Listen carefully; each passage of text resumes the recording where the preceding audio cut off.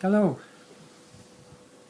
this is Philobusker number 2, and I am Ken Rouleau, and I just want to thank everybody for giving me such great feedback and support for the first Philobusker.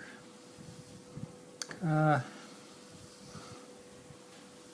meant to do a few Philobuskers since the last time I did one, but really there's been several circumstances, you might call them crises, that have kind of kept me away from filming anything. In essence, it seems like a few times I've come close to dying since the last time we talked. And mostly what that's brought about is some real learning lessons.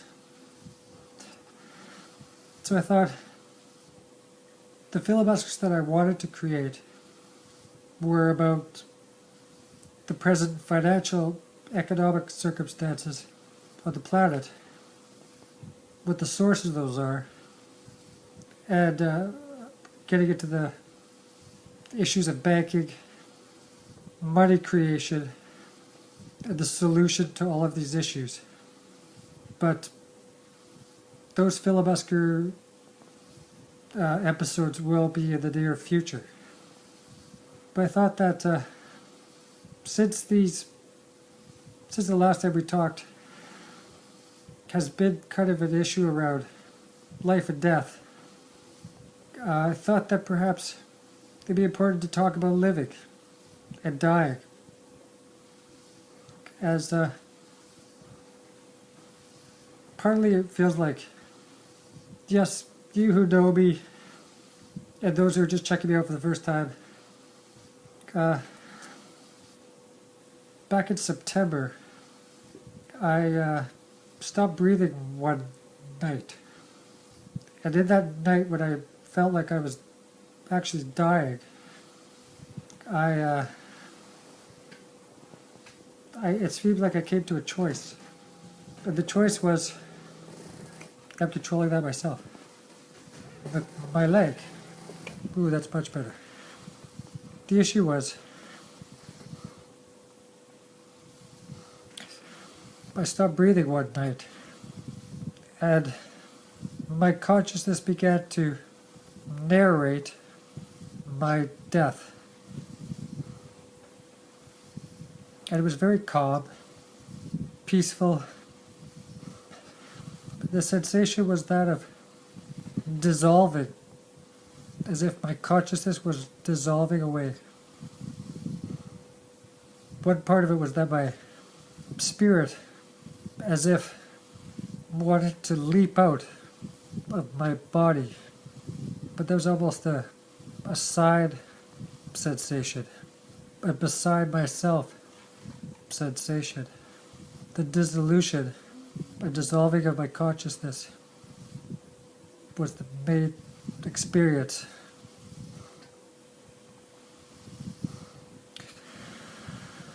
So it seemed like I was given a choice. You could stay, wake up, get this nose piece, breathing tube put on your face, or you could pass away now, peacefully. So I woke up because I had things to do. I have a son, I have a family, and I have some politics that I'm fighting. A world to look out for that I feel responsible for, as I'm sure many people do. So I woke up and got this all arranged for myself. So I thought, maybe because this past week there's been an issue of getting to the Philobusker because of situations where death was close, maybe we should talk about living and dying. Now, part of the reason why I think it is so fundamental to talk about this is that in our culture, death is taboo. To talk about death is as if bad luck, but we don't do it. We're We're afraid of it. We're afraid of death, often like we are afraid of our own solitude and self-reflection. Maybe, although the majority of the human population believes in a God of some sort or another, death is a huge taboo, because maybe we don't really believe our beliefs as deeply as we should. Now, the way I came to an understanding of death along this path was that around the age of 15, 16, 17, several people died around me. Car accidents, suicides, old age. And being raised a Catholic, I call it a lazy Catholic, because we weren't so fervent about it. I had questions. Now it seems like the Catholic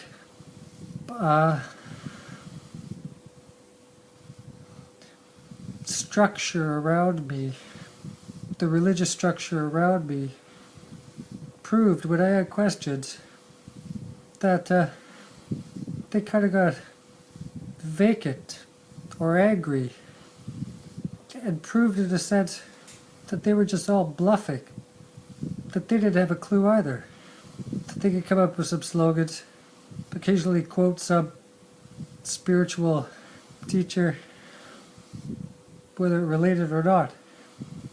Ultimately, they showed that they were bluffing. And so in a short version of a biography, I went from being a Catholic to a very ferocious atheist for many years, where I really enjoyed the ideas of Darwin, Clarence Darrow, the lawyer, and ultimately what I realized was that atheism didn't quite cut it either. Everyone who thinks that they have an answer to the questions of the universe, they're all bluffing. We're just ants on a big ball who have no clue, but we're trying. And that's admirable, but it's not a solution. So I became an agnostic, someone who was comfortable with the questions and the multiplicities of answers without needing some conclusion in order to have some sort of stability in my personality. So an agnostic I became for a long time. I didn't know the answers, but I knew they were bigger than I was.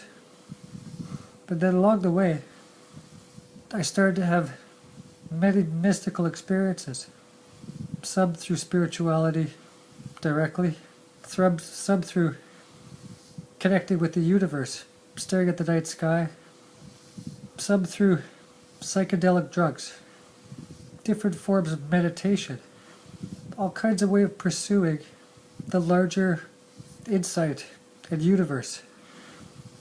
And ultimately, what it brought me to was what I call a mystical agnosticism, an interconnectedness with the present infinite universe. Call it God, call it universe, call it whatever. It doesn't care. Just call it, because it's present, it's here, it's now. It's what gives you life. It's what's part of the life-death process at all times. Spiritually, I see it as my existence is the same proportion as a blood cell is in my